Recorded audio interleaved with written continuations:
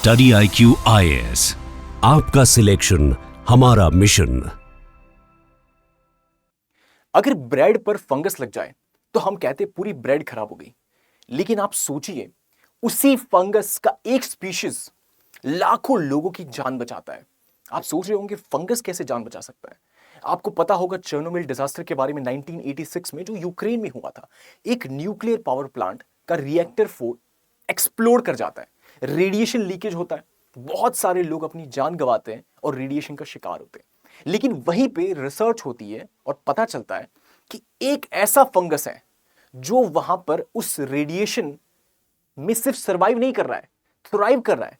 मतलब आप ऐसे सोचिए जैसे कोई मिल गया में जादू था, तो उसके लिए सनलाइट एक सोर्स था, उसको सनलाइट से एनर्जी मिलता था। सेम इस फंगस को उस रेडिएशन से एनर्जी मिलता है। रेडियो एक्टिव जो मटेरियल है वहां से निकलने वाले रेडिएशन से ये एनर्जी मिलता है और ये ग्रो करता है, थ्राइव करता है, रिप्रोड्यूस करता है वहां पे। और ये जो चीज ये फंगस कर पा रहा है, इसकी वजह से लाखों लोगों की जान बच रही है, फ्यूचर में बचेगी, स्पेस ट्रैवल पॉसिबल हो पाएगा। मतलब हम एस्ट्रोनॉट्स को बचा पाएंगे और उसके साथ साथ हम अपनी लाइफ को भी एक्सटेंड कर पाएंगे अपने डीएनए रिपेयर मैकेनिज्म को समझकर। मतलब ये सारी चीजें पॉसिबल हो पाएगी। लेकिन आप सोच रहे होंगे यार, एक फंगस लाखों लोगों की जान बचाए, स्पेस ट्रैवल मुमकिन कर पाए, ये सब कैसे हो सकता है?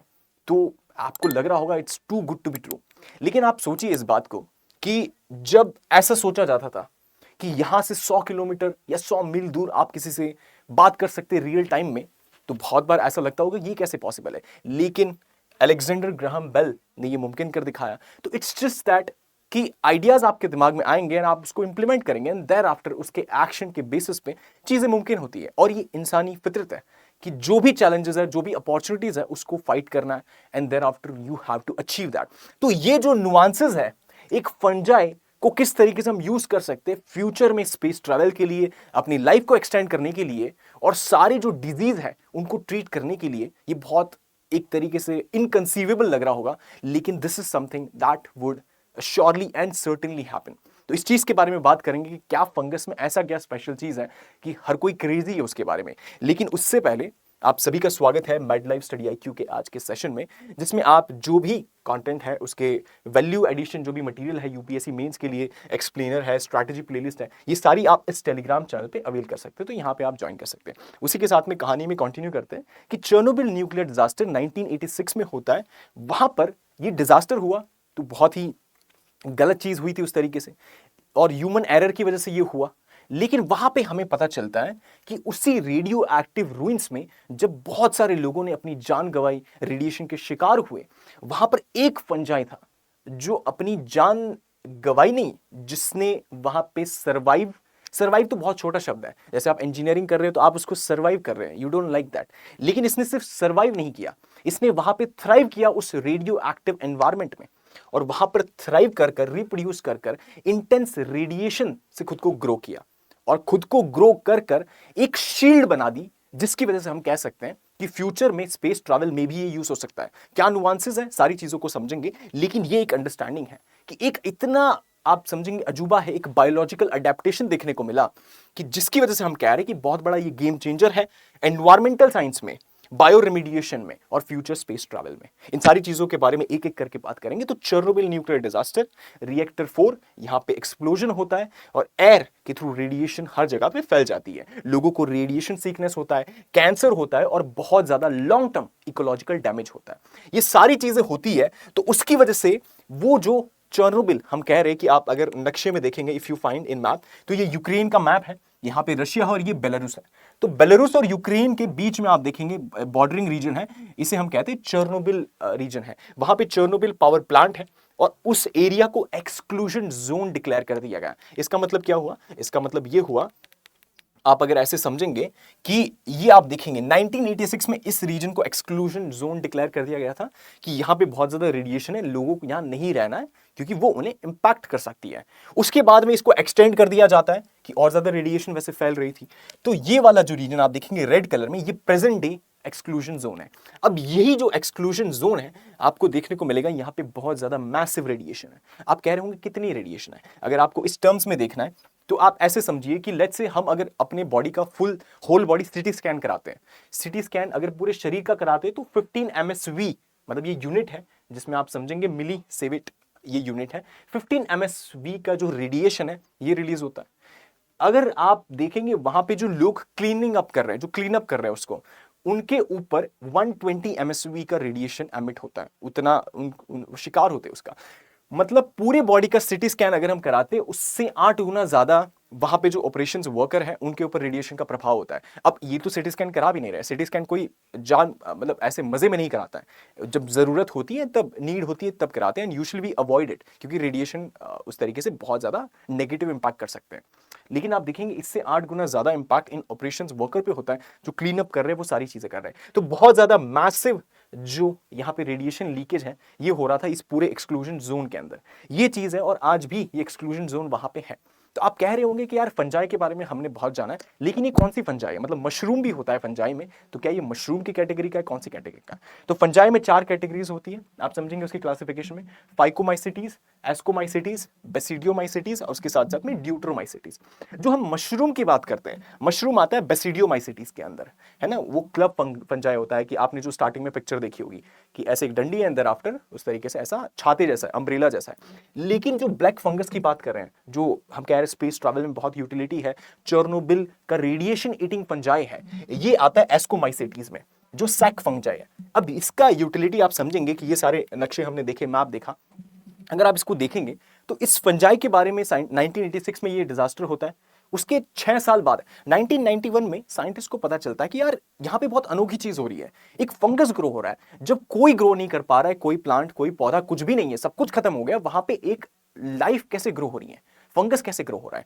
तो उन्होंने उसको स्टडी किया कि वो जो रिएक्टर था उसकी दीवार पे जो डेब्रीज थे रेडियो एक्टिव मटेरियल के, वहां पे ये ग्रो कर रहा था। और फंजाई की देखेंगे आप डिफरेंट स्पीशीज आपको देखने को मिलेगी, जैसे क्लोडोस्पोरियम है, क्रिप्टोकोकस है, ऑल्टरनेरिया है, ये सारे वहां पे ग्रो कर रहे थे रिएक्टर 4 के अंदर।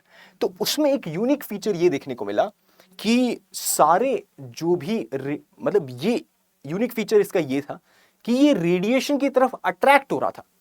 बाकी जो लाइफ है वो रेडिएशन से मर जाती है, ये मर नहीं रहा था, उसकी तरफ अट्रैक्ट हो रहा था और उसकी वजह से ग्रो हो रहा था, उसको अब्सॉर्ब कर रहा था। तो बहुत ही अनोखी चीज थी और साइंटिस्ट एक तरीके से शॉक हो गए कि ये हो कैसे रहा है। तो बहुत ज्यादा एक तरीके से नया डेवलपमेंट था कि रेडियो एक्टिव जो भी ग्राफाइट है, जो भी रेडिएशन निकल रहे हैं, उसको तोड़ दे रहा है, उसको ब्रेक डाउन कर दे रहा है। जो कोर है उसका, वहां पे जो रेडियो एक्टिव ग्राफाइट है उसको ब्रेक डाउन कर दे रहा है। तो बहुत ही सिग्निफिकेंट चीज था जो ह्यूमन करने की कोशिश कर रहे थे कि कैसे ना कैसे ये रेडियो एक्टिव जो डेब्री है इसको जल्दी से जल्दी खत्म किया जाए, उसको क्लीन अप किया जाए। ये खुद फंजाई कर रहा था, तो ह्यूमन का काम ये कर रहा था। तो ये कैसे हो रहा था, ये कैसे सर्वाइव नहीं कर रहा था, सिर्फ थ्राइव कर रहा था, ये कैसे हो पाया? तो इसके 2 मैकेनिज्म के बारे में हम बात करेंगे। सबसे पहला है इसका अडेप्टेशन। ये फंगस आप देखेंगे ब्लैक फंगस हम कह रहे हैं, तो ब्लैक फंगस मतलब उसका कलर ब्लैक है। तो जैसे हमारी स्किन होती है, हमारी स्किन में हम समझते हैं मैलानिन होता है, तो मैलानिन हमें ब्लैक या ब्राउन जो कलर होता है वो देता है हमारी स्किन को। तो सिमिलरली ये ब्लैक फंगस को मैलानिन कलर देता है। अगर आप इसको स्ट्रक्चर के रूप में देखेंगे तो आप समझेंगे कि अच्छा ये फंगस का बाहरी लेयर है, उसमें कैप्सूल है जिसके अंदर मेन चीजें हैं। कैप्सूल है, कैप्सूल के अंदर सेल वॉल है और फिर आती है मेम्ब्रेन, और उसके बाद में सारे आप देखेंगे साइटोप्लाज्म है, न्यूक्लियस है, वो सारी चीजें हैं। तो ये जब चीज है आप समझेंगे, ये रेड कलर कैप्सूल समझ लीजिए, येलो कलर का सेल वॉल समझ लीजिए, और देयर आफ्टर आप देखेंगे अंदर ये मेम्ब्रेन है। अब मेम्ब्रेन और कैप्सूल के बीच में जो सेल वॉल है, यहां पर वो पिगमेंट मैलानिन प्रेजेंट है, तो ये उसको कलर देता है जिसकी वजह से ये ब्लैक है। अब इसका इस्तेमाल क्या है? सिर्फ ऐसे रंग के लिए ब्लैक नहीं है, उसका यूटिलिटी भी है। अगर आप उसका यूटिलिटी समझेंगे तो आप देखेंगे कि ये हाई मेलानिन कंटेंट होने की वजह से ये रेडिएशन को अब्सॉर्ब करता है, उसको खाता है, रेडिएशन को ईट करता है, और ये ईट करने के बाद में ये ग्रो करता है। जैसे हमने बात की थी जादू सनलाइट से एनर्जी लेकर उस तरीके से अलाइव रह पा रहा था, सेम ये जो फंजाई है रेडिएशन को ईट करके अलाइव रह पा रही है। इसमें होता है रेडियोट्रोपिज्म, मतलब वो अट्रैक्ट कर रहा है। जैसे आप देखेंगे फंजाई है तो फंजाई के बहुत सारे ऐसे हाइफे होते हैं कि उसके फिलामेंटस आप समझेंगे स्ट्रक्चर होते हैं जो एक्सटेंड करते हैं। अब इसी फिलामेंटस स्ट्रक्चर में आप देखेंगे कि ये ग्रो करते हैं, जब ग्रो करते हैं रेडिएशन की तरफ। लेट्स से यहाँ पे रेडिएशन का सोर्स है, तो ये हाइफे उस डायरेक्शन में ग्रो करेंगे, उसको अब्सॉर्ब करने की कोशिश करेंगे, तो इसे हम कहते हैं रेडियोट्रोपिज्म। दूसरी बात आती है रेडियोसिंथेसिस, कि ये हम समझते हैं कि प्लांट है, प्लांट में क्लोरोफिल है, अब ये सनलाइट से एनर्जी लेकर कन्वर्ट कर उस तरीके से ग्रो करेगा। और वैसे हमें ह्यूमंस को भी एनर्जी मिलता है वहां से, हम उसको प्लांट को ईट करते हैं। तो जो प्लांट जिस तरीके से फोटोसिंथेसिस से अपना खाना बनाते हैं, सेम ये रेडियो सिंथेसिस कर रहा है, ये रेडिएशन से अपना खाना बना पा रहा है। मतलब जो भी रेडिएशन है उसको केमिकल एनर्जी में कन्वर्ट कर कर एनर्जी सोर्स के तौर पर उसकी यूटिलिटी हमको देखने को मिलती है। तो ये चीज हमने समझी और ये स्ट्रक्चर हमने समझा। दूसरी बात आती है कि उसका जो ग्रोथ था वो बहुत ज्यादा फास्ट था, इतना फास्ट था कि आप समझेंगे नॉर्मली जो भी फंजाई होते हैं, लेट्स से वो ये बेसल लेवल है, इस लेवल पे ग्रो कर रहे हैं नॉर्मल फंजाई, ये 500 गुना ज्यादा तेजी से ग्रो कर रहा था और एकदम स्प्रेड हो गया पूरी जो भी न्यूक्लियर डिजास्टर वाला लोकेशन था वहां पे, और एक शील्ड के रूप में काम कर रहा था कि रेडिएशन को बाहर नहीं जाने दे रहा है। ये भी बहुत इंपॉर्टेंट चीज थी। तो ये इतना प्रोडक्टिव था कि उसमें ग्रो कर रहा था, थ्राइव कर रहा था, एंड देयर आफ्टर उसकी बायोकेमिस्ट्री इतनी इंपॉर्टेंट है जिसमें मेलानिन हमने कहा वो है। तो ये मेलानिन होने की वजह से, वो जो उसके सेल वॉल के अंदर पिगमेंट होने की वजह से उसकी केमिकल एक्टिविटी बहुत ज्यादा बढ़ गई, तो उसके जीन सारे अप रेगुलेट होने लगे, उसमें प्रोटीन ज्यादा सीक्रेट होने लगा और सारी स्ट्रक्चर्स कहीं ना कहीं उसको बहुत ज्यादा तेजी और प्रोडक्टिव बना दिया। तो उसकी वजह से उसका फास्ट ग्रोथ देखने को मिला और सर्वाइवल नहीं था उसका, केवल उसने थ्राइव किया और प्रोलिफरेट किया उस एनवायरनमेंट के अंदर। तो ये दो नुआंसेस के थ्रू ये फंजाई वहां पे ग्रो करता है। उसके बाद में बात आती है कि इसका यूज क्या है। इसका यूज ये है कि ये बायो रेमिडिएशन में यूज हो सकता है और अभी हो भी रहा है। मतलब आप समझेंगे कि जैसे ये आर्टिकल छपा था कि चेर्नोबिल का जो फंजाई है ये हील कर रहा है पूरे चेर्नोबिल को और ड्रिंक कर रहा है रेडिएशन को पी रहा है, खा रहा है, ईट कर रहा है। ये चीज हमें समझ में आती है। तो बायो रेमिडिएशन क्या होता है कि कोई भी चीज एनवायरनमेंट में है वो बहुत ज्यादा खतरनाक है, हमें नहीं चाहिए वो, तो कुछ ऐसे बायोलॉजिकल ऑर्गेनिज्म का इस्तेमाल किया जाएगा, लिविंग ऑर्गेनिज्म का इस्तेमाल किया जाएगा जो उस रेडिएशन को या जो प्लास्टिक वेस्ट है, जो भी चीज है जो एनवायरनमेंट के लिए सही नहीं है, उनको ईट अप कर कर फिनिश कर देंगे, डिकम्पोज कर देंगे। तो इसे कहते हैं बायो रेमिडिएशन। अब ये फंजाई क्या करेगा, वो रेडिएशन को ही खत्म कर देगा। तो उसमें इसका इस्तेमाल हो सकता है कि रेडियो एक्टिव मटेरियल जो है, जैसे सीजियम 137, स्ट्रोंशियम 90, आप देखेंगे ये सीजियम का पैलेट है, ये स्ट्रोंशियम का पैलेट है, इन दोनों को डिकम्पोज करने में वो केपेबल है और वो कर भी रहा है। तो ये बहुत ज्यादा यूटिलिटी है। उसके साथ में इस्तेमाल इसका आता है डिटॉक्सिफिकेशन ऑफ सॉइल, कि सॉइल है बहुत ज़्यादा रेडियो एक्टिव एलिमेंट्स उसमें मिक्स हो गए बिकॉज वो एयर में थे और वहाँ जाके सेटल हो गए। अब उसकी वजह से वहाँ एग्रीकल्चर नहीं हो सकता, बहुत ज़्यादा जो फर्टिलिटी है उसकी रिड्यूस हो गई है। तो वहाँ पे जाकर उस सॉइल को डिटॉक्सिफाई करना, जैसे कि हमारे लिवर का काम होता है चीज़ों को डिटॉक्सिफाई करना, वैसे ही यहाँ पर सॉइल को डिटॉक्सिफाई करने का काम ये फंजाई करता है, जो पूरे एक्सक्लूजन जोन का जो इकोसिस्टम है उसको रिस्टोर करने की कैपेबिलिटी रखता है। ये चीज़ हमने समझी। तो जैसे ये स्ट्रक्चर हमने देखा। अब तीसरी बात आती है कि यार ठीक है, ये हमें समझ में आता है कि डिटॉक्सिफिकेशन कर रहा है, बायो रेमिडिएशन कर रहा है, चेर्नोबिल में जो भी रेडिएशन है उसको प्रोटेक्ट कर रहा है, लेकिन स्पेस में कैसे इसका इस्तेमाल होगा, आप इसको डिटेल में समझेंगे तो आपको समझ में आएगा। जैसे हमने बात की है कि मेलानिन जो स्ट्रक्चर है जो उसको ऑब्जॉर्ब कर रहा है, अब ये क्या होगा, जो भी रेडिएशन है ये उसके पास जाएगा और उसको ऑब्जॉर्ब कर देगा, मतलब रेडिएशन को कम करेगा। तो सेम चीज का यूटिलिटी, इसी प्रिंसिपल को यूज किया जा सकता है रेडियो एक्टिव जो भी रेडिएशन की शील्ड है उसको बनाने में। मतलब एस्ट्रोनॉट्स है, उनके सूट्स है। अब एस्ट्रोनॉट्स जब स्पेस में होते हैं तो कॉस्मिक रेडिएशन उन पे अफेक्ट करती है, उनको नुकसान पहुंचाती है उनके शरीर को। तो उससे बचाने के लिए ये जो फंजाई है, इसी के बेसिस के कुछ ऐसे सूट्स बनाए जा सकते हैं एस्ट्रोनॉट्स के लिए, जो उस रेडिएशन को अब्सॉर्ब करेंगे और वो रेडिएशन अंदर नहीं जा पाएगी, एस्ट्रोनॉट्स की बॉडी तक नहीं जा पाएगी, उनको हिट नहीं कर पाएगी, उनको अफेक्ट नहीं कर पाएगी। तो ये चीज इंश्योर की जा सकती है। या फिर इंटरनेशनल स्पेस स्टेशन में जैसे इस रेडिएशन को सेंड किया गया था, सॉरी इस जो फंजाई है इसको भेजा गया था वहां पे भेजा गया और देखा कि 5% रेडिएशन में रिडक्शन देखने को मिला बिकॉज ऑफ दैट। तो बहुत इंपॉर्टेंट इसका यूटिलिटी है कि स्पेस ट्रैवल जो होंगे, जो एस्ट्रोनॉट्स होंगे, उनके ऊपर रेडिएशन का इंपैक्ट कम देखा जा सकता है। उसी के साथ में आप देखेंगे कि एक प्रोटेक्टिव लेयर के रूप में ये काम कर सकते हैं। एस्ट्रोनॉट्स के लिए सूट्स हो गए, कॉस्मिक रेडिएशन है, उन सबसे प्रोटेक्ट कर सकते हैं। फिर बात आती है कि ठीक है, स्पेस में इसका यूटिलिटी, अर्थ में कैसे ये यूज होगा, अर्थ पे हम कैसे इसको यूज कर सकते हैं। तो हम ऐसे स्ट्रक्चर्स बना सकते हैं जहां पे रेडिएशन अफेक्ट ही ना करे। उसी के साथ में हम सूट्स बना सकते हैं, सरफेस की कोटिंग बना सकते हैं ताकि रेडिएशन अफेक्ट ना करें। इन सारी चीज़ों से, जैसे हम सीटी स्कैन, इन सारी चीज़ों को यूज़ करते हैं, लेकिन उसकी वजह से ह्यूमंस को नुकसान भी होता है। तो ये इंश्योर किया जा सकता है कि जब वो रेडिएशन हम यूज़ कर रहे हैं तो ये फंजाई उसको ऑब्जॉर्ब कर लेगा एंड देयर आफ्टर वो रेडिएशन हमें अफेक्ट ही नहीं करेगी।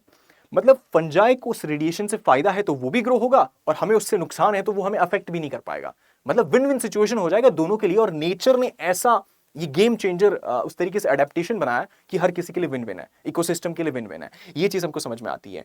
डिजास्टर जो रिस्पॉन्स होगा टीम, उनको भी रेडिएशन से अफेक्ट नहीं होगा, बिकॉज उनके पास ऐसे सूट्स होंगे। न्यूक्लियर प्लांट है, वहां पे अगर कुछ हमको समझ में आता है ऐसा ही कुछ एक्सप्लोजन होता है फ्यूचर में, तो अगर एक्सप्लोजन होता है तो वैसे एनवायरमेंट में हम एटमॉस्फेयर में ये जो फंजाई है इसकी यूटिलिटी से कुछ ऐसा स्ट्रक्चर बनाकर कर सकते हैं जिसकी वजह से हम इंश्योर कर सकते हैं कि रेडिएशन और ज्यादा बाहर ना फैले। जैसे भोपाल गैस ट्रेजेडी में हमने समझा देखा था कि किस तरीके से रेडिएशन कितने दूर दूर तक फैली थी हवा के थ्रू। तो वैसा कुछ अगर इसमें इन्वेंट कर कर if we can do, so that would be something जो बहुत ज्यादा मार्वलस अचीवमेंट हो सकता है। ये चीज हमने समझी, उसी के साथ में डीएनए रिपेयर या कैंसर रेजिस्टेंस मेडिकल रिसर्च में भी काम आ सकता है।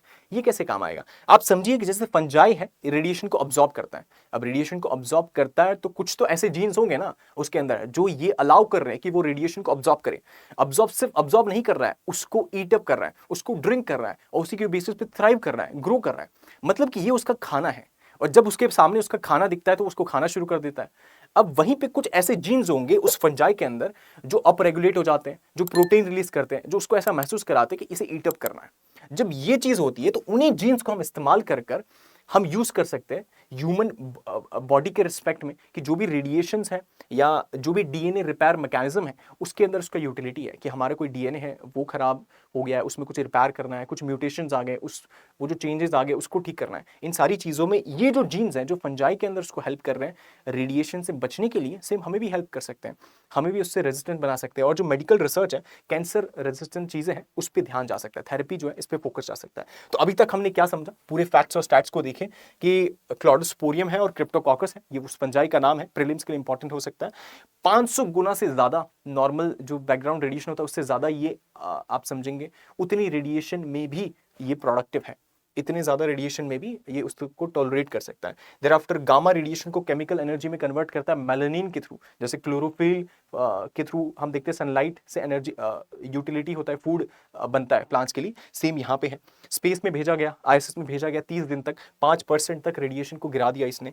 और रेडियो एक्टिव जो ग्राफाइट था, जो रिएक्टर 4 था चेर्नोबिल न्यूक्लियर प्लांट का, उसके आप देखेंगे जो रेडियोएक्टिव ग्राफाइट था उसको ब्रेक डाउन किया। And there after space suits, bio remediation, medical जो भी रेडियो प्रोटेक्शन है उसमें इस्तेमाल किया जा सकता है इसका। तो कुछ एंगेजिंग इनसाइट्स और एग्जांपल्स अगर आप समझेंगे तो ईटिंग रेडिएशन हम इसे कहते हैं, आईएसएस में भेजा गया था, मार्स के जो मिशन है वहां पे भी इसको भेजा जा सकता है, उसका इस्तेमाल हो सकता है।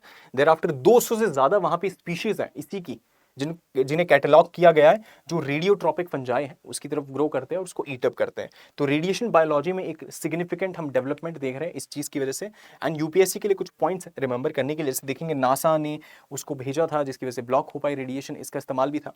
तो क्या चीजें हैं अगर हम उसको समझें तो एक्सट्रीमोफाइल्स होते हैं, एक्सट्रीमोफाइल्स मतलब एक्सट्रीम एनवायरनमेंट में ये सर्वाइव कर सकते हैं। तो ये केस स्टडी हो जाती है, डिजास्टर की जो साइट्स हैं वहां पे साइंटिफिक डेवलपमेंट के लिए एक हॉटबेड के रूप में हमको देखने को मिलता है, इनोवेशन के रूप में हमको देखने को मिलता है। एंड देयर आफ्टर हमारा जो अप्रोच है न्यूक्लियर वेस्ट मैनेजमेंट को लेकर, उसको सिग्निफिकेंटली ये चेंज करेगा, एस्ट्रोनॉट को प्रोटेक्शन और ये सारी चीजें देगा। तो अगर कंक्लूजन में समझें तो एक रेडियो एक्टिव रूइन जहां पे बहुत सारे लोगों ने अपनी जान गंवाई, वहां पे एनवायरमेंट में नेचर ने कुछ ऐसा क्रिएट करके दिखाया जिसकी वजह से लाखों लोगों की जानें भी बच सकती है फ्यूचर में। ये सारी पॉसिबिलिटी नेचर के अडेप्टेशन की वजह से ही मुमकिन हो पाया। तो एक रेजिलिएंट ऑर्गेनिज्म और ये सारा हम बना पाए। तो ये चीज हमको समझ में आती है और जो मल्टी डिसिप्लिनरी रिसर्च होगी उसमें एक होप है कि हम सिग्निफिकेंटली कुछ बड़ा कर पाएंगे। जैसे अलेक्जेंडर ग्राहम बेल ने 100 किलोमीटर के डिस्टेंस को जस्ट रियल टाइम में कैसे वो पॉसिबल हो पाए, टेलीफोन का इन्वेंशन कर दिखाया। सिमिलरली इसका जो यूटिलिटी है ये भी बहुत सिग्निफिकेंट हमको देखने को मिलेगा। तो ये जो सारी रिसर्च थी इन रेफरेंसेस के थ्रू थी, तो इन्हें आप देख सकते हैं। उसी के साथ में प्रीलिम्स के लिए आपके लिए क्वेश्चन है, इसे आप प्रैक्टिस कर सकते हैं एंड कॉमेंट में इसका आंसर जरूर लिस्ट डाउन कीजिएगा। इसके बारे में हमने वीडियो में भी बात की है, कौन सा ईयर था। मेंस के लिए क्वेश्चन है, इसको लिखकर आप @मैड लाइफ स्टडी IQ पे भेज सकते हैं, वहां पे मैं इसको इवैल्यूएट करके दे दूंगा। एंड देयर आफ्टर ये जो स्कैनर है इसको ज्वाइन करके आप टेलीग्राम को ज्वाइन कर सकते हैं। एंड अगर आप 12th जस्ट फिनिश हुआ है, फर्स्ट ईयर ऑफ ग्रेजुएशन में है, 2028 में अपने यूपीएससी का एग्जाम देना चाहते हैं तो स्टडी IQ आरंभ को ज्वाइन कर सकते हैं।